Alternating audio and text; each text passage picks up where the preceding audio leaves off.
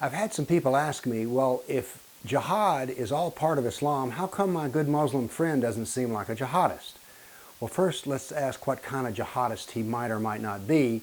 Most people, when they think of jihadists, think of some things like Benghazi or 9/11, what we would call jihad of the sword. Now remember, there's four kinds of jihad: sword, mouth, pen, and money. So just because your good Muslim friend doesn't seem like he's violent, which is what you expect out of a jihadist, doesn't mean that he's not a jihadist. But we also have to understand this. Even if he is of the sword, violent kind of jihad, that even the Quran itself doesn't say that every Muslim is to be active as a warrior jihadist all the time.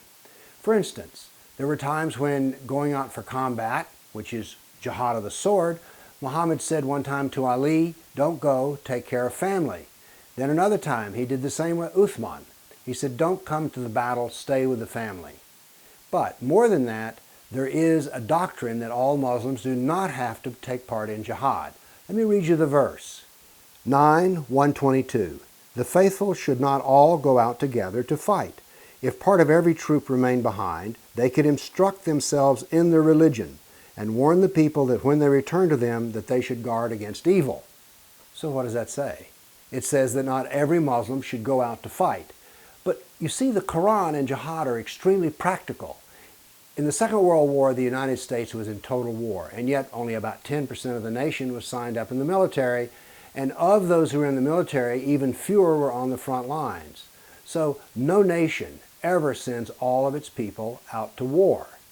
Usually 10% is about as many as you'll field at one time. Notice also that amongst the Muslims you're going to have those who are ill, blind, female, too old, or too young. So it is silly to think that every Muslim should be a jihadist with the sword.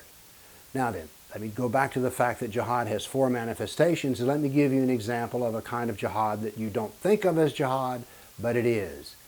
Religious dialogues. They are a form of jihad because they use the speech in order to make points against the kafir.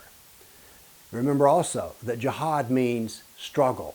And so any aspect where a Muslim struggles against the society he's in, such as writing a letter to the editor, is part of jihad. So you may have friends who are Muslim jihadists and you just don't know it. But even if Islam is in full jihad, doesn't mean that every Muslim is going to have a sword or a body bomb on. So that's the answer as to why not every Muslim seems to be a violent jihadist. They're not supposed to be. Thank you.